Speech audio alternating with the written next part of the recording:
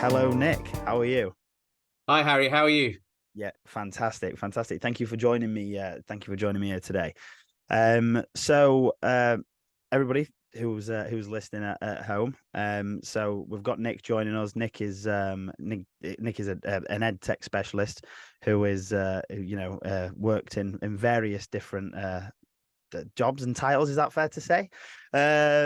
Yeah. So you're just gonna hash out a bit of a conversation and yeah, see where it goes. So Nick, can you tell us a little bit about yourself and for the listeners at home? Yeah, so actually, do you know a little bit of what we just talked about? I suppose that we all wear sort of different hats. We talked Yes. about it just sort of before we came on, and very much like yourself. So I Yes, think I think we absolutely. we, we do that. So I've worked in ed tech now 20 plus years. So Wow. yeah, the grey Okay. is showing, as you can see. You wear it So well. that's very kind.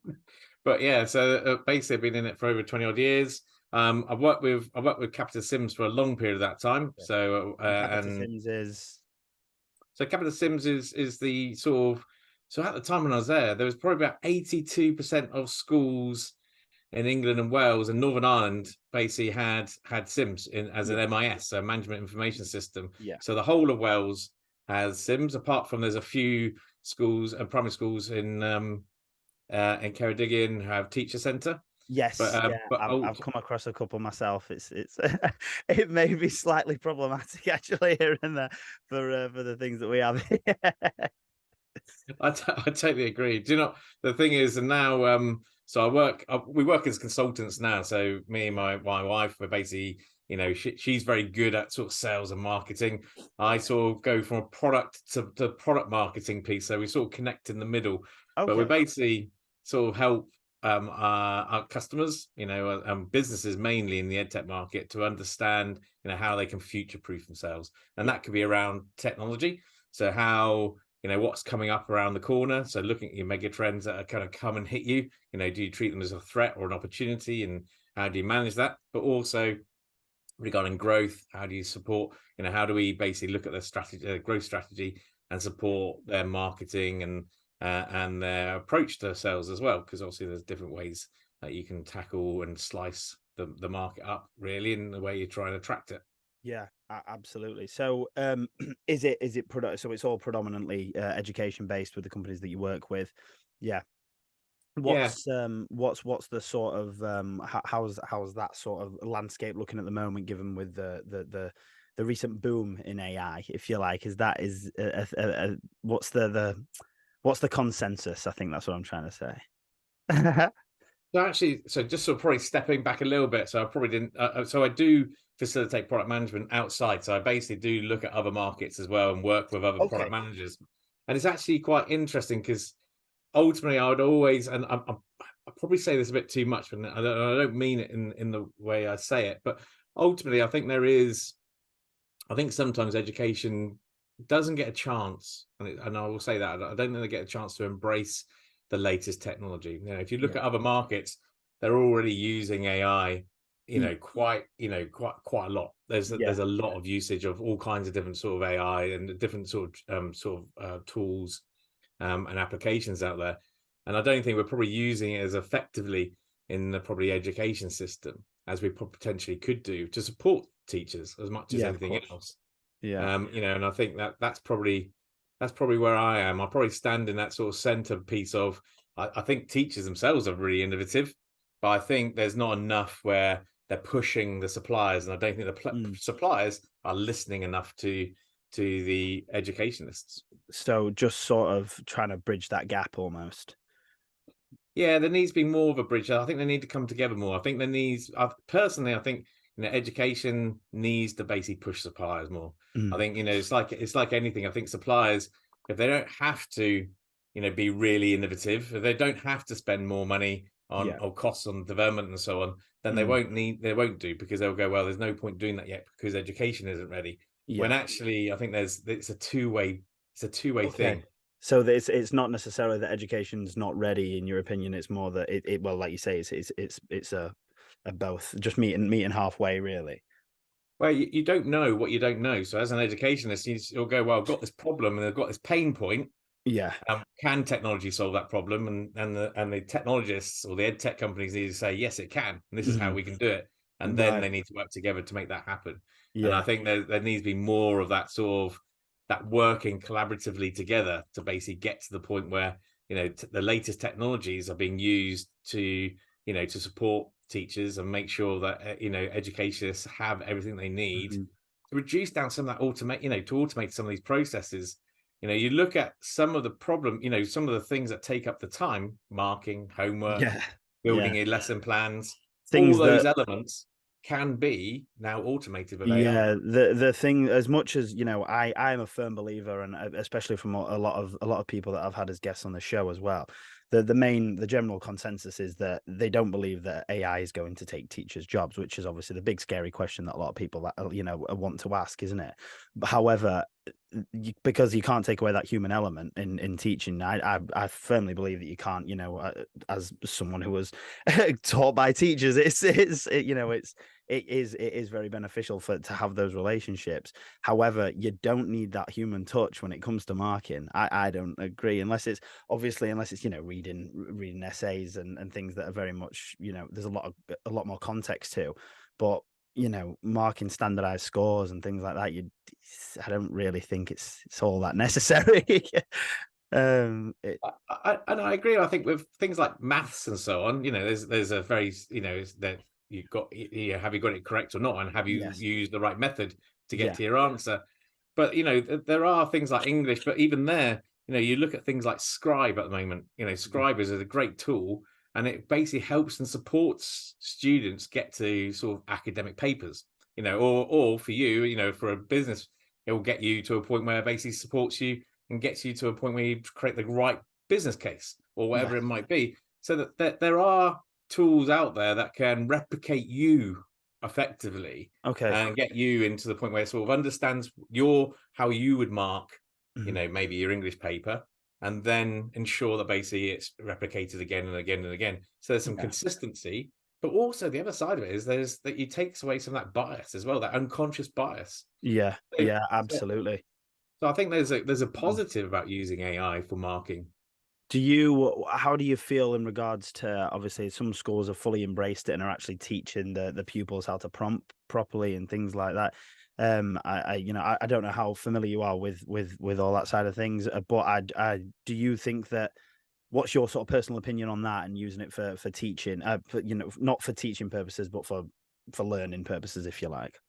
It's probably the product manager in me in some ways, and the sort of I like sort of these mega trends. So I think there has to be this conversation. We need to have a conversation about Yes. education. Yeah. Because ultimately, at the end of the day, what do we believe education is for? And we fundamentally need to decide that. Yeah. Because if you believe that basically it's about building, a generation of the next adults who are self-sufficient, able to basically be ready for the workplace, ready for the world that's going to be out there. That Mhm. means we need to change, I think, the way we educate, because this technology it's not slowing down. It's not like No. we sort of go, well, we've got now 2 years. So I remember, No. I don't know if Speeding you up, know, if anything. absolutely. Yeah. Stephen, I think Stephen Heppel. Do you know Stephen Heppel? So I'm not 100%. No. the professor from in Bristol, was really prominent at one point where he said loads of ideas about where education should go. And even he said, the new technology now, you used to have like 2 years to sort of Mhm. test it, pilot it, work out, where the benefits were, how you could integrate it into Yeah. your education system. You don't have that time anymore. No. People, you look at Chat GPT now is now Chat PBT 4, and Yes. you're sort of Yeah. moving on already. And And it it's is. It is. I don't know. So for the listeners, I don't know how much they're familiar with ChatGPT and 3.5 and 4, but ChatGPT 4 is a different animal in its capabilities. It's fascinating, and the speed now, which is always, which I say was, like, when I'm saying it was a problem, I'm saying was a problem like 3 months ago, and now the problem's been eradicated. The speed is no longer really an issue. The speed's ridiculous, which is, was, is it going to be able to keep up? Is it going to be able to generate things, the quality and quantity, as quick as it has been in GTP 3.5? And it is. Yeah, it's quite interesting. Sorry, I just interrupted you there. No, not at all. So in summary, I think it has to happen. We need to basically embrace the new technology to help learners to understand what it is. But Yeah. also, with all new technology, there's a threat. When the internet came out, there was a threat.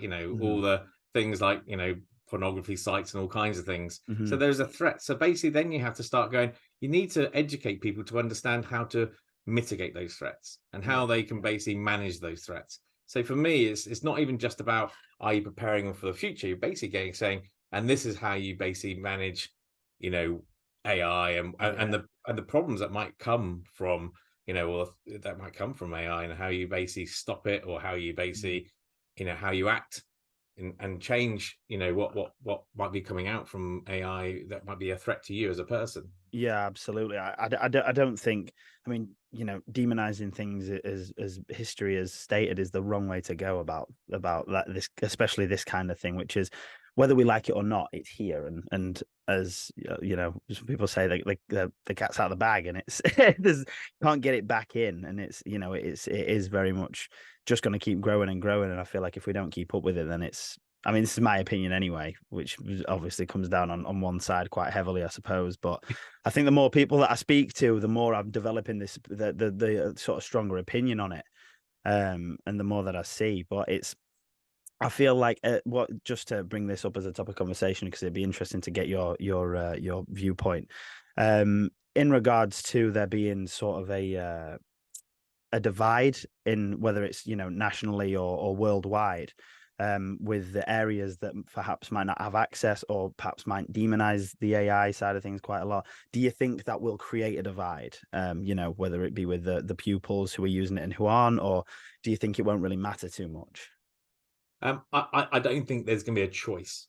I Okay. think Yeah. ultimately, I think AI is here and it's here to stay. It's a little bit like the Pandora's box. We've opened it now. We've found out that these amazing tools that you can have, and yes, that there are some threats, and we need to basically make sure that we manage those, the same as what we've done with all other technology that's come in, into our lives. But I think the thing is, we're nowhere near touching the surface. If you think about all the different AI elements. So, and if you can indulge me for a few seconds, it's a little bit like, Absolutely. sorry, but it's like, No, go for it.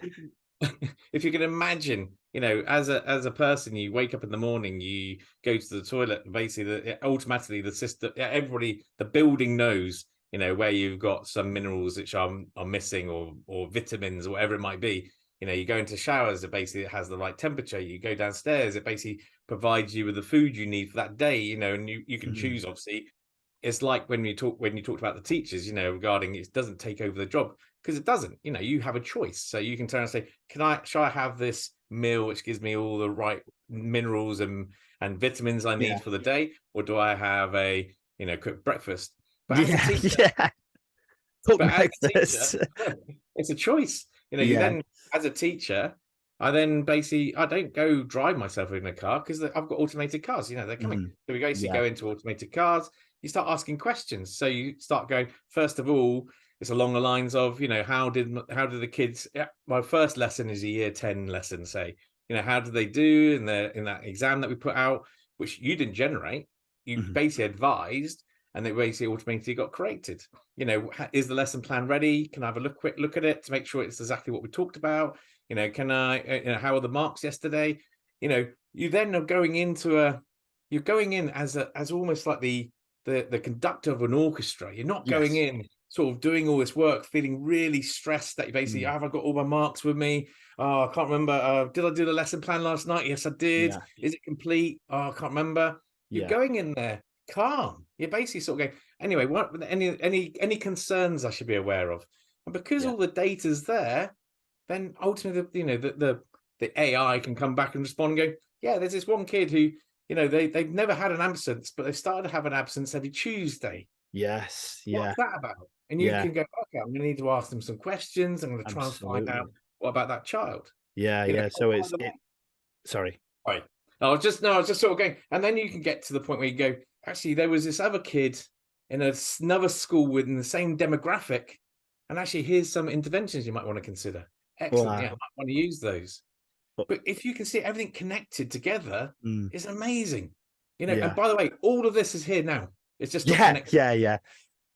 Absolutely. No, it's in you know, I love doing these for this reason, because it's I've never heard that take on it before, and the fact that it's because it's, you know, in my head it's always very much, you know, learning and education based, but when you start thinking about actual, like, you know, whether it be family intervention and things like that, and things that it might be picking up on, and patterns that it might be reading that you simply cannot pick up as a human, because we just don't have that access. Maybe some people do, but very few.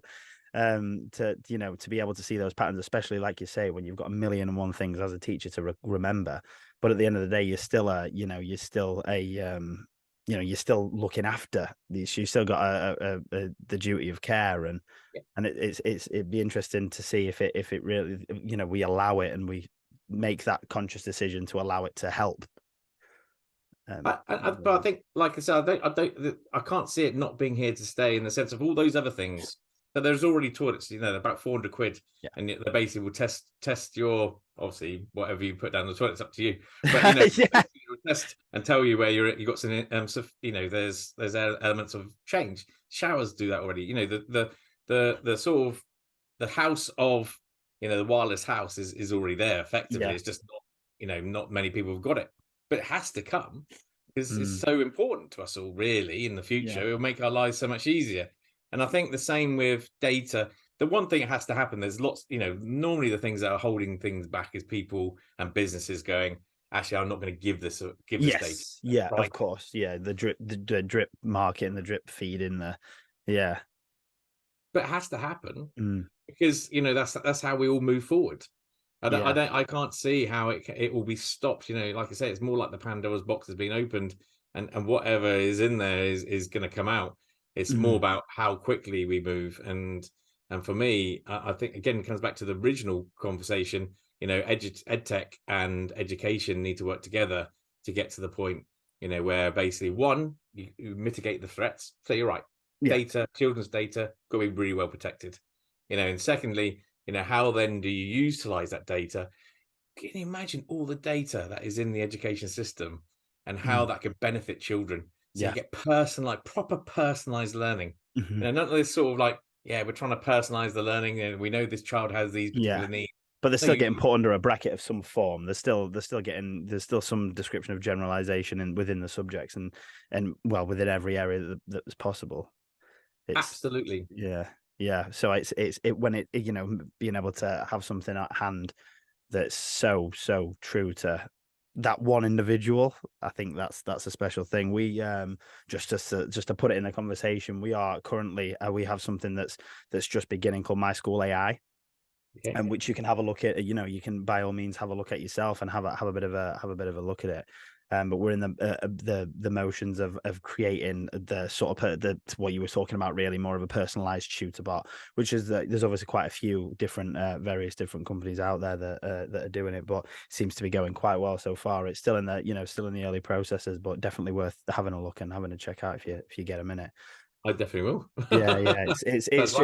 I'd love to say that I was responsible for creating it, but I just simply was not. But I can use it.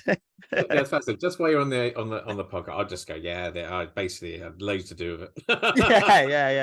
Yeah. I had a hand. But yeah, just to sort of come back around to you, Nick. What's what's a day in the life like for you? So you know, what does a I know, obviously, as we said, various different hats and whatnot, but how do you you know, what's a day or a week in the life look like for you? Oh, wow, Big question. That is a big question. You know, I think if you ask my wife, she'd probably tell you something completely different than probably my life, what I do. I think it's just because it's so varied, really, and I think it's vice versa. Yeah. So a lot of it is actually talking to companies. You know, we work with a range of different companies and education sort of establishments. So we work with, you know, we have done work with MATs and academies and so on. We also work with local authorities. You know, we're doing quite a lot of work with the local authorities at the moment. You know, we work with a company called SCOMIS, which is a company associated to Devon.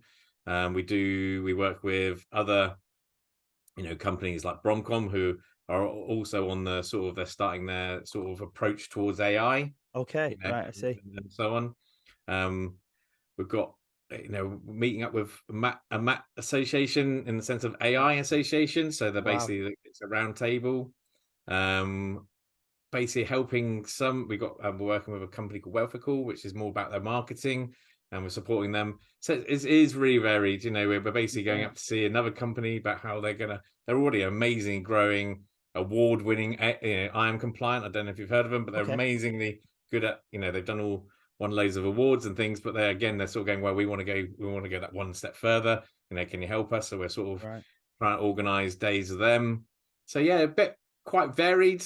And depending on what stage a business is in or an organization's in, sometimes it's about sort of helping an organization. And we don't always, we're quite strong believers that you have to put the oil on the cogs in the market. I've said, like I said to you at the beginning, we're taking it straight back to the beginning again, really, where EdTech and customers need to come together. And when I say customers, educators need to come together to start thinking about AI and what is the art of the possible, really. And I think that's really important. And so we believe in, oiling cogs sometimes, and we bring people together and businesses together where we think that actually that could work. And it's not because we're trying to make any commercial gains from it, because we're not. It's all about, for us, I've been in education for 20 years and I've never moved from that market. And that's because I really care about it. And I want it to be, I truly believe, I'm passionate about education. So for me, it's about how we can always move cogs and make sure people are successful. So hopefully, then more innovation happens, and we're all in a better place. Yeah, absolutely. And then obviously the whole point in education is creating that next generation, and then, so on and so forth, and repaying the favors. And it's that's the whole point, isn't it? Is it, do you feel like it is, I think I've mentioned this and I sort of asked you a similar, but just going off what we've said, do you think that it's becoming a little bit more accepted by people and by the companies that you work with, and by education in your view? AI, the AI side of things. Sorry. I think so. I think more companies are starting to sort of test the water, understand that probably they are starting to understand that it's coming. I remember having conversations probably about 2 or 3 years ago, and that's how soon or recent. And people would have been going, well, you can't utilize that data because it's children's data. There's too much of a threat where, aggregated data, has no threat really if it's well protected, and basically there's no sort of connection back to the child. There's lots of things that we can do where I think up to this point people have sort of gone, we don't need to worry about that, and I think now they're going, actually, there is a strong opportunity now.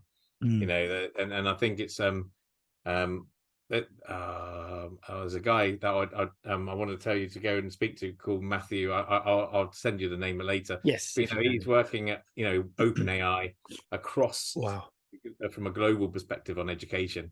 So wow. Yes, please tell me loop with that name. Yeah, definitely be great to have a conversation with him. Yeah, he used to work for Microsoft as well, so he's a really good guy to get on board. Wow. So it might be out of my pay grade, to be honest. In regards to the knowledge on AI, I'm quite limited with my.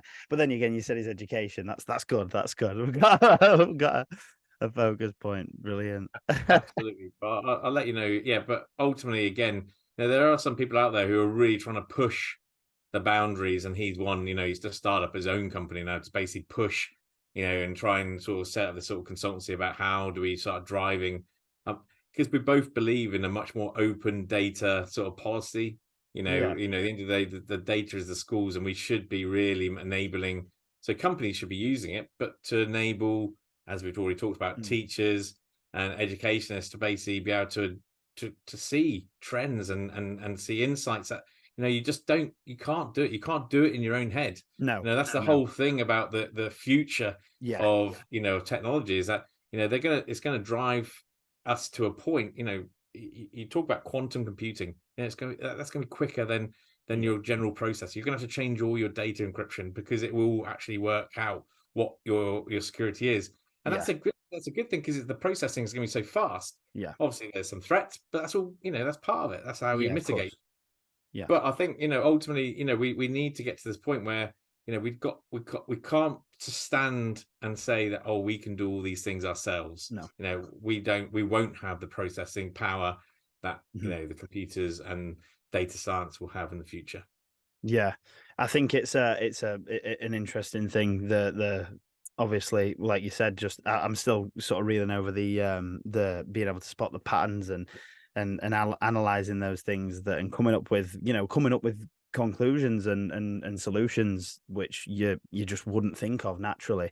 I mean, again, I'm not a teacher, so I can't say that that I'd be having the same thought process as they would, but it's very much yeah, it's quite interesting. Obviously, at the end of the day, there'll be some teachers out there that have you know uh, three, 4, 5 classes a day of 30 plus pupils, and that's a lot of information to retain when it comes to things that you're not marking down.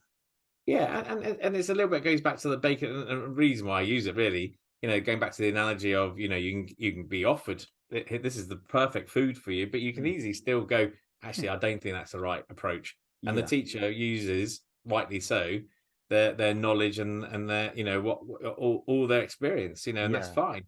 But there will pulling be through the human teachers who are element. new, and there will be teachers who will be really experienced. But the ones who are really experienced, you sort of go, absolutely, you've got loads of experience and you should use that experience, but also don't, we all can't make assumptions on all kids of all Yeah. generations. And the same with a new teacher, they sometimes might need that support where they go, actually, here's a bunch of interventions that other teachers have used in different schools and with the same demographic as your children, and like again and again and again.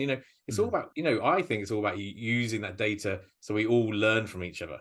We get Yeah. to the point where and fundamentally we support and deliver exactly that personalized education that child needs, because that's Mhm. fundamentally the end. That's the end point. We Yeah. should all be, the education is about that child, making sure they're safe, making sure they're basically able to become the best person they possibly can, with all the strengths of, confidence, assurance, resilience, all Mhm. those things. And whatever we need to do, if we can use technology to support that, then we Mhm. should. Yeah, absolutely. Well, thank you very much, Nick. Thank you for joining me. We are unfortunately running out of time, but it's been great. It's been great to speak to you. As I say, it's always interesting to get various different viewpoints, especially given the many hats that you wear. So it's no, it's great, and thank you for joining me. Do you have Instagram, LinkedIn, anything you'd like to just sort of pop in? We'll also put them in the information of the Yeah, podcast. well, LinkedIn is generally the best place to find me. I'm always on LinkedIn. We're under, obviously, the company's Finnemore Consulting, but it's I think lots of companies and lots of I feel that I've been in the market for long enough for lots of people, but obviously there's always plenty more. Yeah, fantastic. Well, Nick, thank you very much. It's been a pleasure. No, a pleasure talking to you as well, Yeah. Harry. Yeah, thanks very much.